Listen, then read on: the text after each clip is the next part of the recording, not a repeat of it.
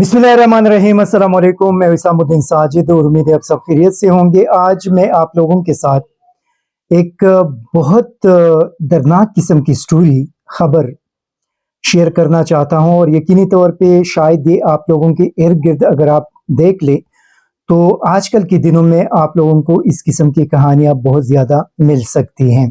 जो पाकिस्तान की सूरत हाल है इस वक्त, हम जिधर खड़े हैं, जिस तरफ जा रहे हैं, तो शायद इस किस्म की जो कहानियां हैं, इस किस्म की जो खबरें हैं, इस किस्म के दर्दनाक और अफसोसनाक किस्म की सूरत हाल है वो आप लोगों के इर्द गिर्द इलाकों में भी होंगे, लेकिन शायद हमें नज़र नहीं आ रही, क्योंकि काफ़ी सारे ऐसे लोग हैं जो सफ़ेद पोश है, जो अपनी मुश्किलात और उनके घरों के अंदर इस वक्त जो सूरत हाल है वो बाहर लोगों से अपनी इज्जत के खातिर शेयर नहीं कर सकते।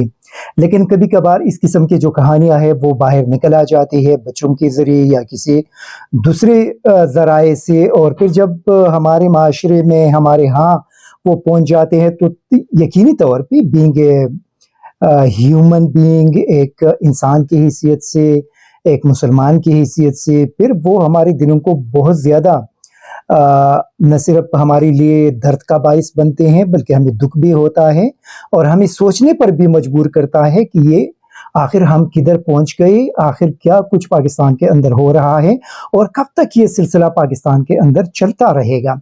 क्या 76-77 सालों से हम लोग वहाँ नहीं पहुंचे जहाँ पे हमारे इर्द गिर्द के वो ममालिक जो हमारे साथ एक साथ आज़ाद हुए थे या हमारे बाद आज़ाद हुए थे या हमसे कुछ पहले आज़ाद हुए थे, वो आज जिधर खड़े हैं हम क्यों खड़े नहीं हुए।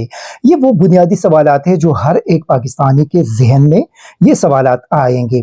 आप हिंदुस्तान को देख ले, बांग्लादेश को देख ले, उसको तो छोड़ दिया, अफगानिस्तान को देख ले, सिर्फ 2 साल हो गए कि अफगानिस्तान कहाँ से किस तरफ बढ़ रहा है।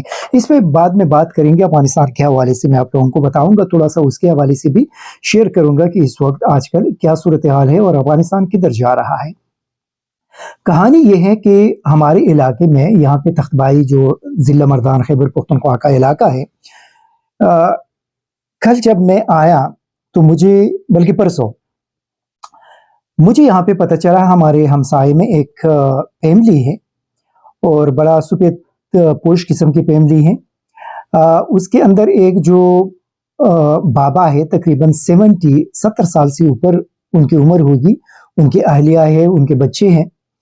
उनका जो एक बेटा है, 2 बेटे उनके साथ है, तो उनमें उनका एक बेटा तकरीबन 8-10 महीने पहले सऊदी अरब चला गया और सऊदी अरब में इसी सोच और इस नियत के साथ चला गया कि वहाँ पे उनको मेहनत मजदूरी मिलेगी, क्योंकि यहाँ पे बेरोजगार थे और उनका ख्याल था कि वहाँ पे मेहनत मजदूरी करके वो अपने फैमिली को हेल्प आउट करेंगे, उनकी मदद करेंगे। उनका दूसरा जो छोटा बेटा है वो अभी तकरीबन राउंड अबाउट मेरे ख्याल में 15-16 साल का होगा और वो भी वैसे ज़हनी तौर पे ठीक नहीं लग रहा। अगर आप उनको देखते हैं तो बड़ा नाइस किस्म का लड़का है, लेकिन ज़हनी तौर पे वैसे शायद अपनी फैमिली के मुश्किलात की वजह से या जो कुछ उनके वालिदैन पे गुजर रहा है, जो उनके फैमिली के अंदर चीज़ें हैं, शायद उसी वजह से वो ज़हनी तौर पे बहुत ज़्यादा स्ट्रेस में हैं। उनके हवाले से मुझे बताया गया कि बच्चों के ज़रिए इंफॉर्मेशन बाहर निकल आए थे, वो किसी को नहीं बता रहे थे कि वो 3 दिन तक भूखे प्यासे रहे, मतलब प्यासे तो नहीं, भूखे रहे। और वो बता रहे थे कि जो बड़े हैं घर के और जो छोटे हैं वो सिर्फ पानी पर गुजारा करते थे, मतलब पानी पीते थे और उस पे वो लोग गुजारा करते थे। मतलब उनके पास इतना पैसा नहीं था कि वो बाजार से खुराक की चीजें लाकर अपने बच्चों को खिलाते। तो 3 दिन उन लोगों ने इसी तरह गुजारी। जब ये बच्चों के जरिए बात बाहर निकल आई, उनके घरों के बच्चे शायद बाहर निकल आए थे, बाकी बच्चों को बताया था कि हमारे घर के अंदर यही सूरत हाल है। फिर हमारे लोगों को पता चला, जब उनको पता चला तो उन्होंने पूरी तौर पे जितना भी जिससे हो सकता था वो उन्होंने कर दिया। लेकिन मुझे दर्द इस बात का हुआ कि 3 दिन तक, आप सोच लें, मतलब अगर हम अपने हवाले से सोच लें, क्या हम 3 दिन तक इसी तरह रह सकते हैं? अगर रहेंगे तो कितना मुश्किल होगा कि आप एक दिन गुजारे, आप दूसरा 3 दिन गुजारे, फिर आप तीसरे दिन तक पहुंच जाए और आपके पास इतना पैसा न हो कि आप बाजार जाकर अपने बच्चों के लिए, जो छोटे छोटे बच्चे हैं या वो जो बूढ़ी उनके वालिदैन हैं, ان کے لیے کچھ لے کر آئے اور وہ کچھ کا پی سکے۔ مجھے آپ یقین کرے کہ جب یہ خبر میں نے سنی تو میں آپ کو نہیں بتا سکتا۔ آپ سارے لوگ میرے خیال میں آپ بھی اگر سنتے ہیں تو آپ کو بھی احساس ہوتا ہے کہ یہ کتنا مشکل ہے، کیونکہ جب ہم سوچتے ہیں، دیکھیے ہم میں سے کوئی بھی کروڑ پتی اور ارب پتی نہیں ہے، لیکن اللہ تعالیٰ کا شکر ہے، مطلب اتنا کچھ مل رہا ہے جس پر ہم زندگی گزار رہے ہیں۔ لیکن اس وقت ان لوگوں کے کاروبار، یہ جس فیملی کا میں ذکر کر رہا ہوں، اور یہ جو 70 ایئر کا 70 سالہ بابا کا میں ذکر کر رہا ہوں، وہ ہاتھ کی یہ جو ریڑھی ہے اس پر فروٹ بیچتے ہیں بازار میں، اور میں ان کو دیکھتا رہا، تھوڑے سے فروٹ ان کے اسے ہاتھ ریڑھی پہ پڑے ہوتے تھے، اور اس شدید گرمی میں بیٹھ کر وہ بیچتے تھے، اور یہ کوشش کرتے تھے کہ اپنی فیملی کی مدد کرے، ان کو ہیلپ آؤٹ کرے۔ لیکن اس وقت چونکہ پاکستان کی یہ صورتحال ہے کہ آپ میں سے کافی سارے ایسے لوگ ہیں، ہم جیسے لوگ، ہم کبھی کبھار اگر فروٹ لاتے ہیں تو لائیں گے، لیکن پہلے جو ہم روزانہ لاتے تھے ابھی نہیں لے کر آ سکتے۔ ابھی اگر ہم آٹا خریدی، چینی خریدی، دال خریدی، یہ بہت بڑی بات ہے، لیکن فروٹ جو ہے وہ ہم نہیں لے کر آ سکتے۔ یہی صورتحال پاکستان کے اندر تقریباً 98% لوگوں کی ہوگی، 99% لوگوں کی ہوگی۔ تو اسی وجہ سے اس بابا کا جو کاروبار ہے وہ بالکل ٹف ہو چکا ہے۔ شام کو میں کبھی کبھار دیکھتا تھا کہ ان کا جو چھوٹا بیٹا ہے وہ جا کر اپنے باپ کے ساتھ وہ جو ہتھ ریڑھی تھی وہ کھینچتے تھے، اپنے گھر لے کر آتے تھے، اور مطلب ایک مشکل زندگی ہے ان کی۔ لیکن یہ میں سوچ رہا تھا کہ یہ صرف اس بابا کی کہانی نہیں ہے، اس فیملی کی کہانی نہیں ہے، ہمارے ارد گرد اس وقت بہت سارے اس قسم کے سفید پوش لوگ موجود ہیں جو اس قسم کی صورتحال کا سامنا کر رہے ہیں۔ میں یہ ایک ریکویسٹ آپ سارے لوگوں سے کروں گا کہ آپ ضرور اپنے محلوں میں، اپنے گاؤں میں، اپنے ارد گرد جو لوگ رہتے ہیں اس میں آپ لوگ ضرور دیکھیں، آپ تھوڑا سا انویسٹیگیٹ کریں، پوچھ لیں، شاید آپ لوگوں کے ارد گرد بھی اس قسم کے کافی سارے لوگ ہوں گے جو دن رات بھوکے رہتے ہیں، لیکن آپ لوگوں کو نہیں بتا سکتے عزت کی وجہ سے۔ اور یہ موجودہ حالات میں ہم سب کی ذمہ داری ہے کہ ہم ایسے لوگوں کو، ہم سے جتنا بھی ہو سکتا ہے ہم ان کو ہیلپ آؤٹ کریں، کیونکہ اس وقت اللہ تعالیٰ کے علاوہ ان لوگوں کی مدد کرنے والا کوئی بھی نہیں ہے، اور اللہ تعالیٰ کا یہ ہم سارے لوگوں پہ ایک آزمائش ہے، ورنہ اگر اللہ چاہے تو ودن سیکنڈز ان کے سارے حالات بدل سکتے ہیں، لیکن اللہ تعالیٰ صرف ہم پر آزمائش کر رہے ہیں۔ ہم دیکھ رہے ہیں کہ آپ لوگ اپنے بہن بھائیوں کی جو دوسرے ہیں ان کی کس طرح آپ لوگ مدد کرتے ہیں اور ان کو ہیلپ آؤٹ کرتے ہیں۔ تو یہ اسی وجہ سے ہم سب لوگوں کی ذمہ داری ہے کہ اس مشکل ٹائم میں ہم دیکھ لیں کہ ہمارے ارد گرد جو لوگ رہتے ہیں ان کی کیا حالت ہے، اور ہم ان کے ساتھ کتنا مدد کر سکتے ہیں۔ جو ذمہ دار لوگ ہیں، جو حکمران ہیں، جن کی یہ ذمہ داری ہے، وہ اس وقت پولیٹیکل انجینئرنگ میں لگے ہوئے ہیں۔ ان کی کوشش ہے کہ اپنے مخالفین کو گرائے، ان کو جیلوں میں ڈال دے، ان کے خلاف مقدمات بنائے، اپنی ضد اور انا کے لیے ان کو جتنا زمین کے اندر گاڑ سکتے ہیں ان کو گاڑ دے۔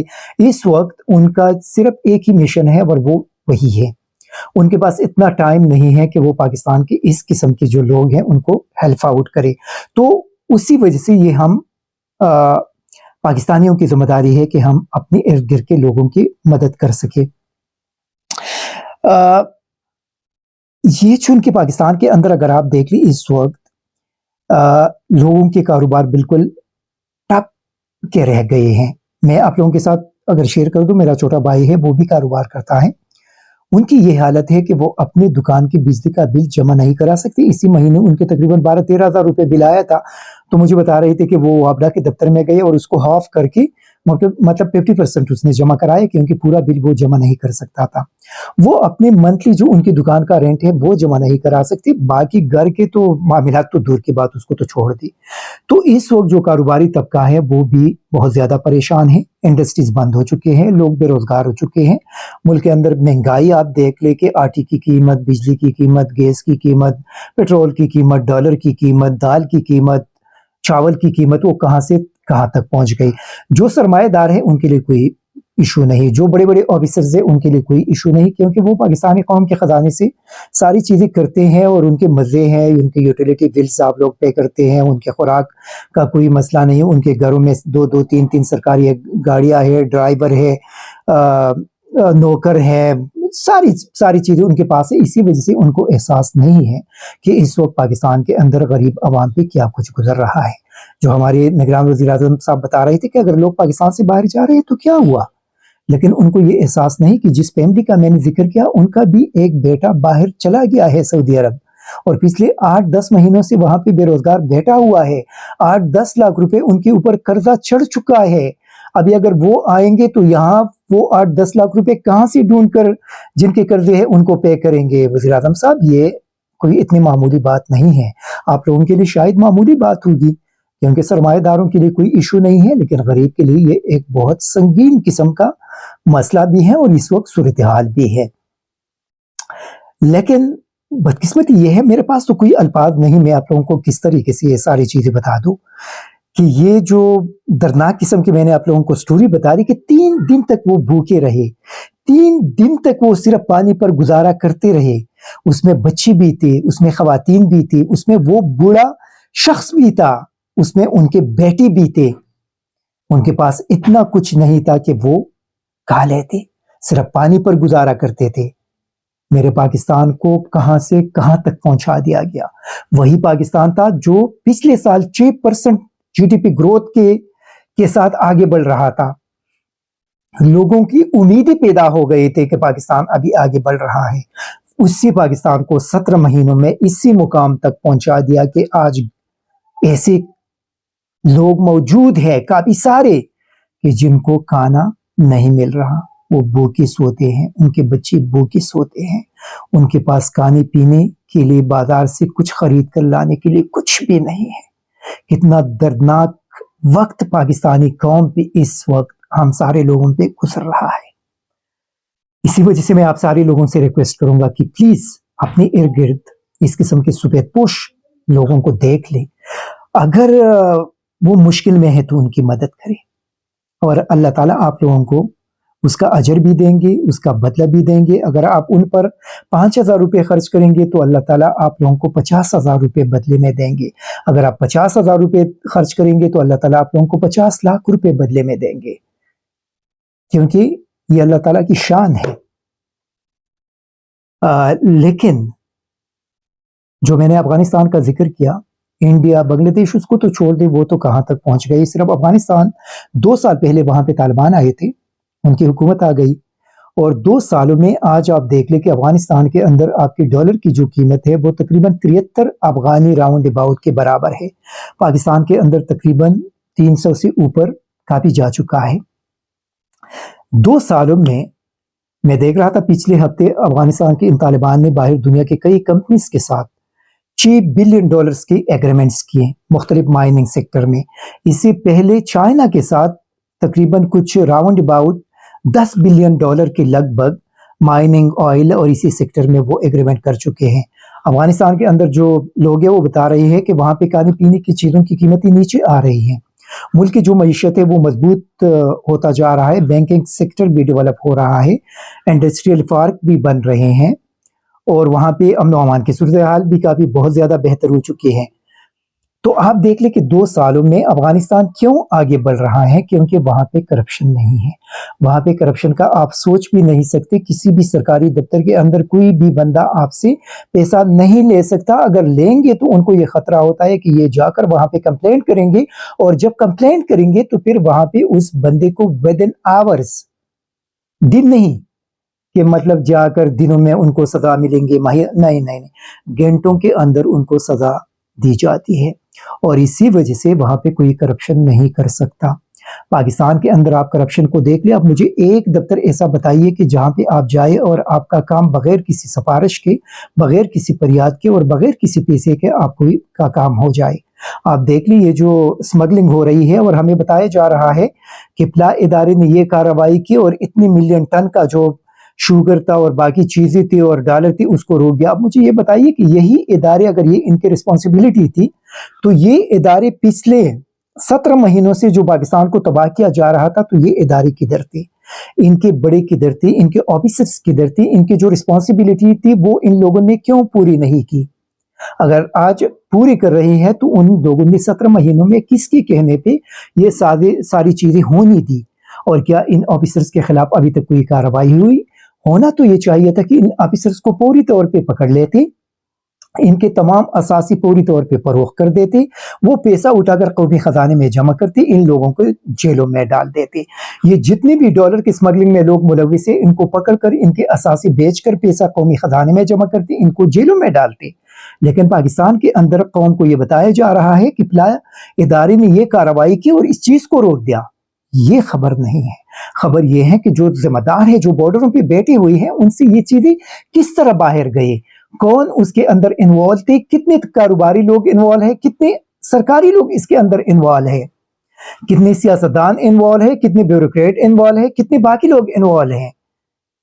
देखिए, पाकिस्तान के अंदर जब तक कानून की हुक्मरानी नहीं आएगी, ये चीजें इसी तरह जारी हो रहेंगे। ये अभी आ गए और मतलब एस्टेब्लिशमेंट ने डंडा उठा लिया और इन लोगों ने ये कारनामा कर दिया, नहीं। पाकिस्तान में जब तक कानून की हुक्मरानी नहीं आएगी, उसी वक्त तक ये मुल्क संभल नहीं सकता।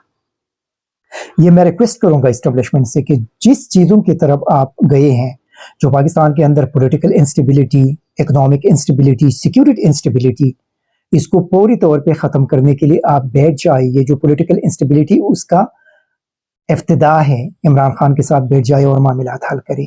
अगर आप इसको जारी रखेंगे, आपका ये ख्याल है कि यहाँ पे इलेक्शन होंगे, उसमें कोई रैगिंग होगी, उसमें कुछ और होगा, अपनी मर्जी के लोगों को लेकर लाया जाएगा, याद रहे कि पाकिस्तान की ये मुश्किलात खत्म नहीं हो सकेंगे।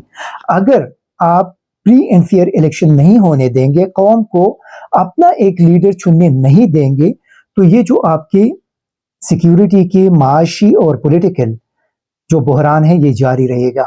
कोई भी हुकूमत पाकिस्तान को इन मुश्किलात से नहीं निकाल सकेगा। ये चीजें जारी रहेंगी। आपके इलेक्शन के नताइज कोई भी तस्लीम करने के लिए तैयार नहीं होगा। मैं रिक्वेस्ट करूंगा, अगर पाकिस्तान है तो मैं यहाँ पे सहाफत करूंगा, आप लोग यहाँ पे जज रहेंगे, आप लोग यहाँ पे जर्नल रहेंगे, आप लोग यहाँ पे ब्यूरोक्रेट रहेंगे, आप लोग यहाँ पे सियासत करेंगे, आप लोग यहाँ पे कारोबार करेंगे। अल्लाह न करे अगर पाकिस्तान को नुकसान पहुंच जाए तो ये जो 1% अशराफिया हैं, इनके तो बाहर दुनिया के अंदर कारोबार है, पैसा है, बच्चे वहाँ पे रहते हैं, उनके मज़े हैं, वो तो चले जाएंगे, वहाँ पे ज़िंदगी गुजारेंगे। लेकिन जो 99% पाकिस्तानी हैं वो किधर जाएंगे? हमारी लोगों की हालत इंतहाई बदतर हो जाएंगी और फिर पाकिस्तान के अंदर ये सिचुएशन बनेगी कि फिर हम अपने घरों से बाहर नहीं निकल सकेंगे, हमारी इज्जतें महफूज नहीं रहेंगे, हमारी ज़िंदगी महफूज नहीं रहेगी। ये वो तल्ख हकायक है जिसके बारे में हमें सोचना पड़ेगा। जो हमारे एस्टेब्लिशमेंट है उनको सोचना पड़ेगा, क्योंकि इस वक्त इख्तियारात उनके पास है। खुदा के लिए, जिस फैमिली का मैंने जिक्र किया, इस वक्त पाकिस्तान के अंदर काफी सारी इस किस्म की फैमिलीज हैं जो आप लोगों को नहीं बता सकते, लेकिन अपने आप पर, अपने बच्चों पर, अपने खवातीन पर एक मुश्किल टाइम गुजार रही हैं, लेकिन वो किसी को नहीं बता सकता। खुदा के लिए इस सूरत हाल को कंट्रोल करने के लिए पूरी तौर पे अमली जो इकदामात हैं उसको उठाए, कानून की हुक्मरानी कायम करे और ये जो इदारे हैं इसको अपना काम वो खुद करे। क्योंकि देखे, आखिर एक बात, इस दुनिया के अंदर जिंदगी की कोई भी गारंटी नहीं है। अगर आपने 1 रुपए भी रिश्वत ली, 1 रुपए भी आपने हराम कमाया, तो जब आप इस दुनिया से जाएंगे वहां पे अल्लाह ताला को जवाब देना पड़ेगा। वहां पे कोई भी बचाने वाला नहीं होगा। सिर्फ मैं इतना कहूंगा कि दुनिया की जिंदगी आरिजी है। खुदा के लिए जितने भी लोग ये करप्शन करते हैं, गलत काम करते हैं, इसको पूरी तौर पे छोड़ दे, वरना वहां पे आप लोगों का जो हशर है वो इंतहाई इबरतनाक होगा, इंतहाई दर्दनाक होगा और फिर आप लोगों को बचाने वाला कोई भी नहीं होगा। Thank you very much. ISTV Pakistan को सब्सक्राइब करें और बेल आइकन को दबाएं मज़ीद वीडियो और अपडेट्स के लिए।